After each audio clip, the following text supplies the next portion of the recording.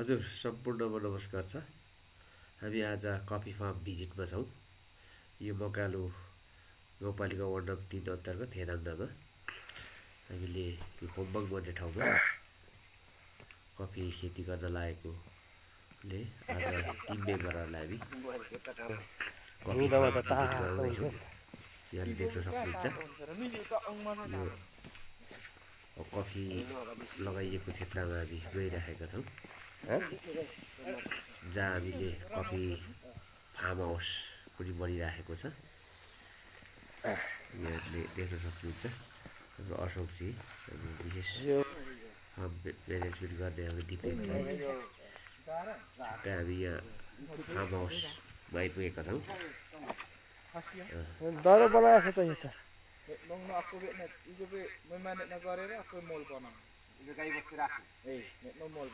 बस्तु मलको यहाँ ठुलो बनाएको 2-3टा खाडलो बनाउनु पर्छ। एरङ्गमा एराटेरा कि एरङ्गमा एराटेरा यता थुपार्यो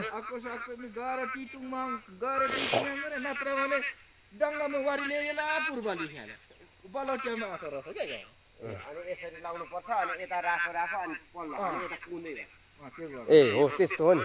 यो बीचमा अनि अब के अरे त्यहाँ गाह्रो लगाइदिनु पर्ने हो हिँड्ने ढोका बनाइदिनु यहाँदेखि त्यसो यो चाहिँ मुभमेन्ट बरन्डा भयो पल्लो अनि यता चाहिँ अब यहाँ बस्ने ठाउँ ठ्याक्कै ठ्याक्कै अब यहाँ 2 कोठा बनाइदिनु पर्ने अरे नि त। एउटा सुत्ने र एउटा किचन बनाइदिनु पर्छ। सजिलो होस् तर अब बनाइसकेपछि अलिकति अब यिनीहरू माथिसम्म ल्याउन बाँकी छ। यसले अब माथिसम्म ल्याउने यसको लेभल ल्याउने त्यहाँदेखि 2टा मिन्डल बस्छ। तल एउटा छेउमा बस्छ यो माथि एउटा बस्छ। त्यहाँदेखि सबै यो चाहिँ लेभलमा आउनु पर्यो नि त।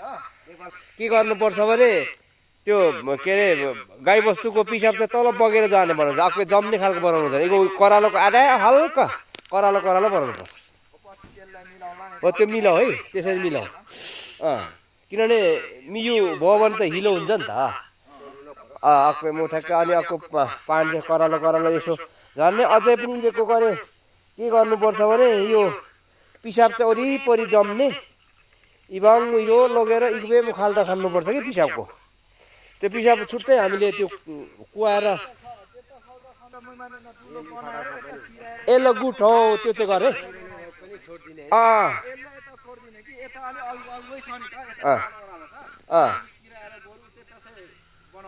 ए ल त्यसै गर। त्यो चाहिँ छुट्टै अनि अर्को खाल्टो बनाएर एउटा ड्रम गाड्दा नि हुन्छ अथवा इमानमा प्लास्टिक ओछ्याएर त्यो जम्मा गराउनुपर्छ। त्यसैमा पानी थप्दै क्या मियो भने नि अब छर्किनुपर्छ, त्यसले काम गर्छ नि त।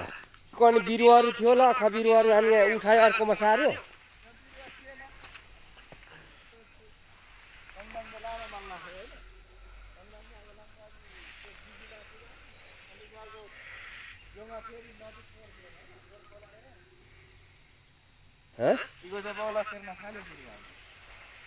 अकड़ा सेप बेटा है हो इडो फरक भइहाल्छ यो अशोकेर है। इको सरले सेप थियो मेन सेपलाई यो नाम आखाएको सिताल दिल दे आले नि बेला हैन हो त्यहाँदेखि यस्तो हुँदो रहेछ। हामी बिरुवाहरू पनि अवलोकन गर्दैछौँ। वंगारामले यहाँको त्यही बेला यस्तो त यो बिरुवा अलि स्याहार्न पर्ने हो यो ऐसा छ। अच्छा एन्ड एबा कराउला बस्नु एन्ड मोनो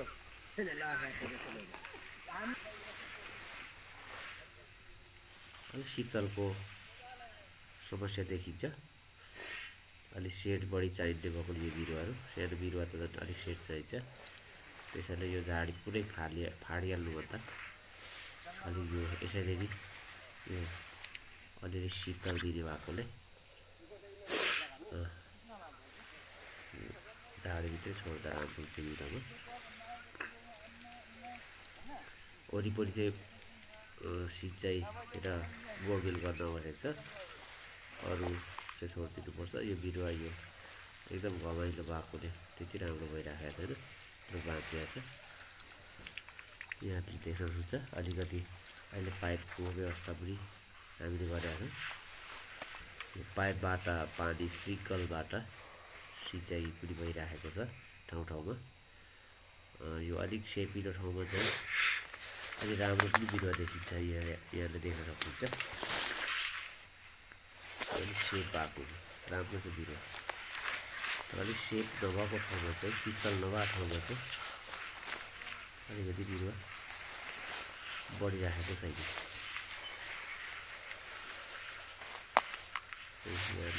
सबै यहाँहरूलाई यहाँको जानकारीको लागि सबैको फोटो गइरहेको छ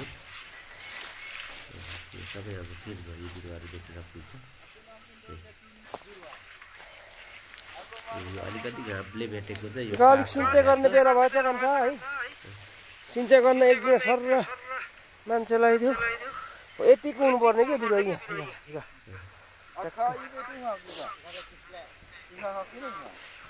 बढी घमाइलोको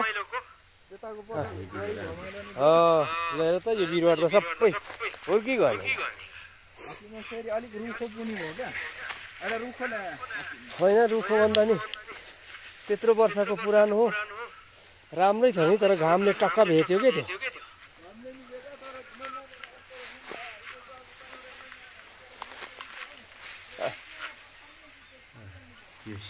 के अरे यस्तो राम्रो छ बिरुवा हुनुपर्ने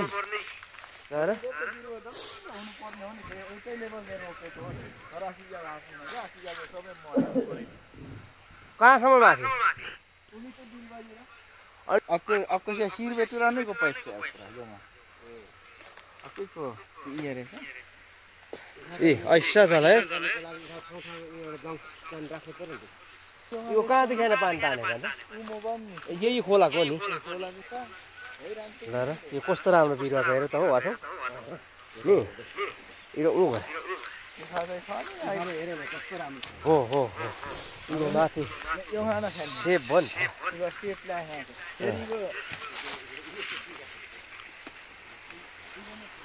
मेम्बर अशोकजी निकै टेस्टपूर्ण तरिकाले फार्म भिजिट गरिराख्नु भएको छ यो सबै हाम्रो फार्म हो खोला पनि ल्याउँछ सिँचाइको लागि यो पानी व्यवस्थापन गर्न सकिन्छ राम्रो हुन्छ पानीको हाम्रो फार्म नजिकै छ फर्मको 20मा छ यो गत साल लगाएको यो अलिक घमाइलो ठाउँमा कोही मान्न पानी छैन नि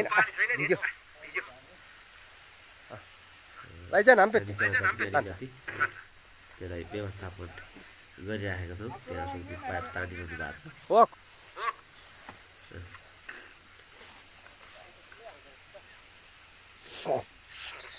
छ व्यवस्था गर्ने दिपेन राईले अहिले त्यहाँ पाइपहरू अब अस्ति तल थियो त्यसलाई अलिकति माथि सार्न खोजिरहेको छु अलिकति बेला बेलामा त्यो स्प्रिङ्कललाई चाहिँ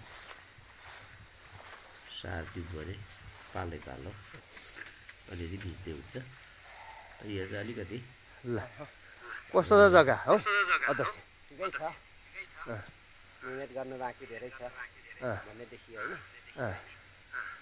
एरिया ठिक छ नि छन् त होइन सम्भावना बढी छ उत्पादनको ल ठिक छ ठिक छ अब अलिअलि भिज्छ नि पै म्याराङ रोप्या पनि खेदार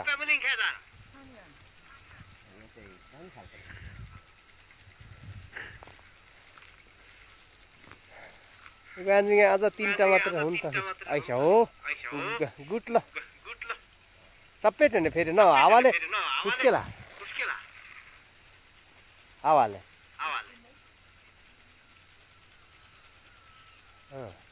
यो चाहिँ सिँचाइ नमुना चाहिँ हो नि फेरि यही कति गऱ्यो भने मान्छेलाई कमसे कम त्यो पनि हो नि यो लेसन अरूलाई होइन यस्तो पनि वैकल्पिक खेती रहेछ भन्ने उनीहरूले बुझ्नु अब धान र अलैँची मात्रै पनि नहुन सक्छ नि सधैँ हगै गलो पाटा हेर्नु गाडी कुद्यो तल यो अब हामीले विस्तार गर्ने क्षेत्रहरू यहाँ देखाउन खोजेको छु मैले यहाँ तल देखिरहनु भएको छ त्यो रोड हो त्यो रोडमा खोज परिहाल्ने नि नलाग्यो जिन्दगीमा तल अनि यहाँको आफ्नो लु जाऊ मिमु देखिएको जग्गा तल पुगिएन है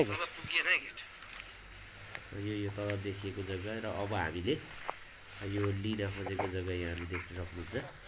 तर अलिकति वृक्षारोपण गर्नुपर्ने हुन्छ अनि डाले घाँस अथवा फलफुलका बिरुवाहरू उयो अलैँची बारीदेखि मुनि हो कान्छ अनि पर पाखा यतै पर्छ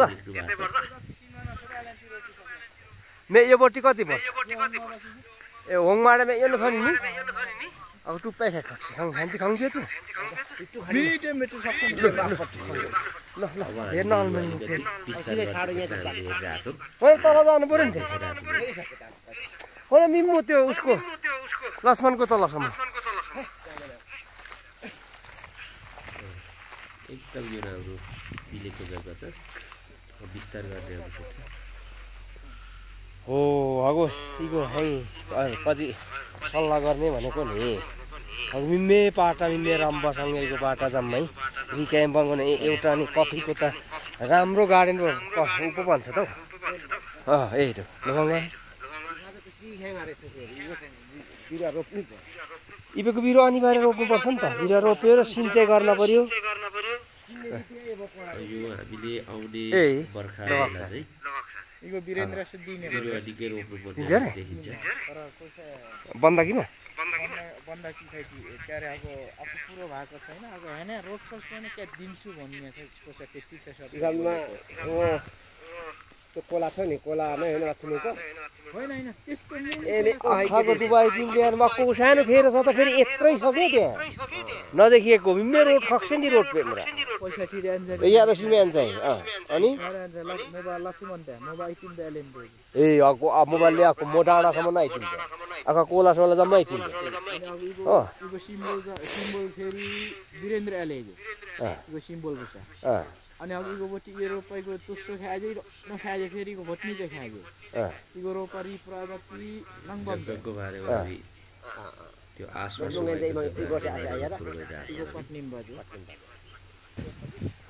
अब यो मिम्मे डेममा पेङ चाहिँ खक्छ नि अब यो कति त ठुलो छ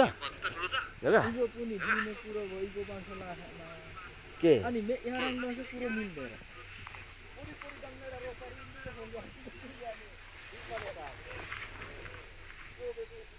अब यो चाहिँ बढी घाम भयो हो बिरुवाहरू इबे थाहा भइगयो होइन खक्सादेला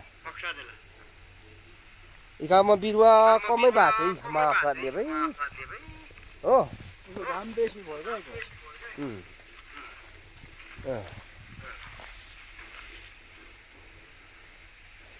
इकापे बिरुवा त रोपी पाल्नु पर्यो त हौ कान्छ कसो गर्ने मान्छे लगाएर अस्ति हिउँदो बेच्नु बर्खा बेच्नु रोपिराख्नु पर्ने अब त बिरुवा चाहिँ के लाग्छ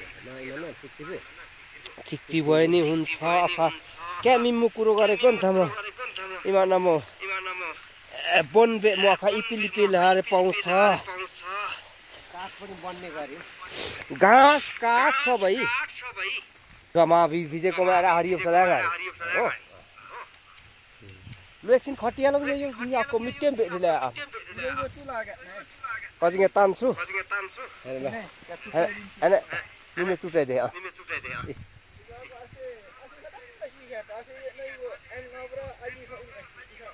सेब पेट त्यस्तो कुरो गर्ने धन्यवाद। यो क्षेत्र यो अहिले देखिएको क्षेत्र हामीले विस्तार गर्ने क्षेत्र यहाँले देख्नु भएको छ। हामी जग्गा धनीहरूसँग अलिकति विस्तार गर्नको लागि छलफल गरिरहेछौँ। धन्यवाद। हस्।